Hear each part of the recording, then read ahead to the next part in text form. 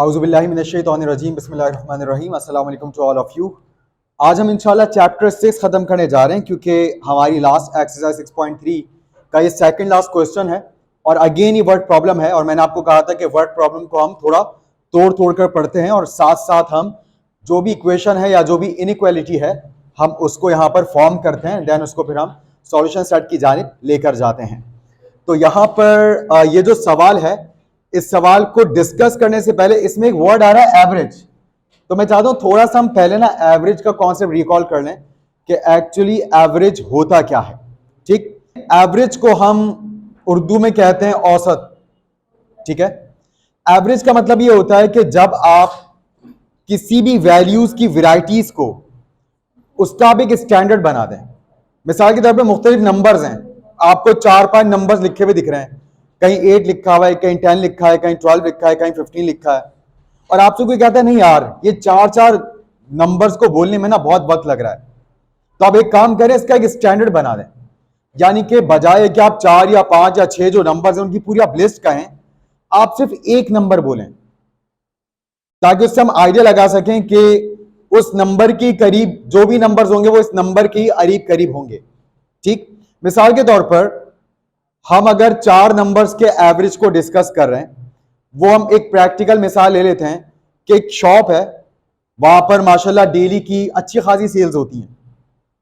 अब अगर कोई इससे पूछता है कि आपकी रोजाना कितने रुपए की सेल्स हो जाती होंगी, और वो जवाब देता है कि मेरी रोजाना एवरेज 40,000 की सेल्स हो जाती होंगी, इसका मतलब ये नहीं है कि रोज वो 40,000 का सामान बेच रहा है, बल्कि इसका मतलब ये है कि वो कभी 50,000 का भी बेचता होगा, कभी 60,000 का भी, कभी 30,000 का, कभी 25,000 का। यानी कि 40,000 से कभी उसकी सेल्स कम होती होगी और कभी उसकी सेल्स ज्यादा होती होगी।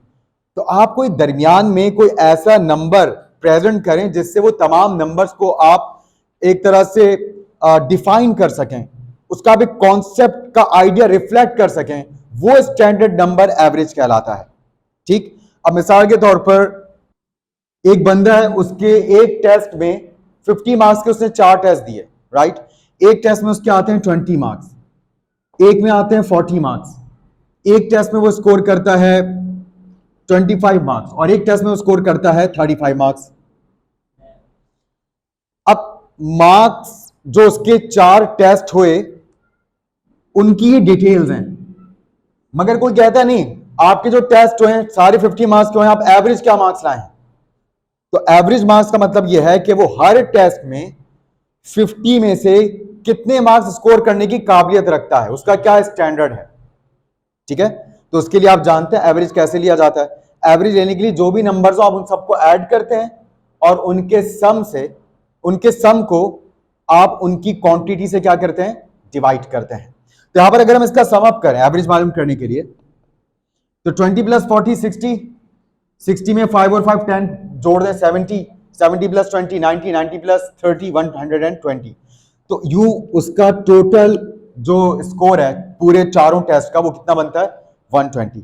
अब एवरेज स्कोर चाहिए तो 1 2 3 4 हमें 4 से डिवाइड करना पड़ेगा क्योंकि हम इस वक्त 4 वैल्यूज का एवरेज ले रहे हैं, तो 4 से डिवाइड कर देंगे तो उसका एवरेज स्कोर क्या आ गया, 30।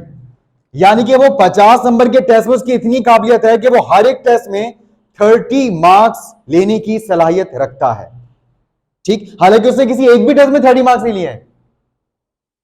हकीकत तो है कि उसके 30 मार्क्स तो किसी टेस्ट में आई नहीं है, मगर ये क्या है, ये उसका एवरेज है। ठीक है, ये उसका एवरेज है। अब आप देखें हम कैसे मान लें कि ये सबसे सूटेबल नंबर है इन चारों नंबर्स को डिफाइन करने के लिए, या इन चारों नंबर्स का ये सही मायनों में प्रेजेंटेटर है, कैसे हम ये जान लें। तो देखें आपको पता है इन चारों स्कोर्स का टोटल कितना आया, 120। हमने 20 को भी क्या बना दिया, एवरेज का मतलब है हर टेस्ट में 30 मार्क्स ला रहा है, ये होता है एवरेज का मतलब। जैसे आप देखते हैं बैट्समैन का एवरेज लिखा हुआ आ रहा होता है जब वो बैटिंग के लिए आता है।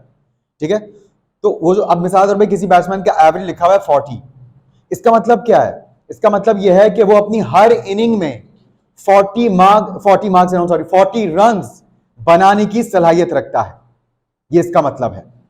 ठीक है, और इनिंग का क्या मतलब होता है, इनिंग का मतलब होता है आउट होना। बाजू का क्या होता है, कोई बैट्समैन किसी मैच में नॉट आउट भी रहता है। ठीक है, तो 40 मार्क्स पर मैच नहीं बल्कि पर इनिंग वो स्कोर करने की सलाहियत रखता है अगर बैट्समैन का एवरेज 40 लिखा है, राइट। अब हम कैसे इसको डिफाइन करेंगे, ये बिल्कुल सही नंबर है, तो हमने 20 को भी क्या बना दिया बाय एवरेज 30, हमने 40 को भी क्या बना दिया 30, हमने 25 को भी क्या बना दिया 30 और हमने 35 को भी क्या बना दिया 30। अब इस चारों के चारों 30 का टोटल करें, 30 प्लस 30 60, 60 प्लस 30 90, 90 प्लस 30 120। मतलब 30 के अलावा कोई और ऐसा नंबर हो ही नहीं सकता जो कि वही सेम टोटल ला कर दे इन चारों अलग अलग स्कोर्स को रिप्लेस करने के बाद किसी और नंबर से जो कि 30 कर सकता है, क्योंकि 30 एग्जैक्टली हमें वही टोटल ला कर दे रहा है जो कि इन चार मुख्तलिफ नंबर्स का टोटल बन रहा था। तो ये होता है एवरेज, जो मुख्तलिफ नंबर्स के टोटल्स को हासिल करता है अकेले उन्हीं तमाम नंबर्स की जगह खुद को रख के। तो चार नंबर थे, चारों जगह 30 रख दिया, वही टोटल आया जो कि इन चारों से आया था।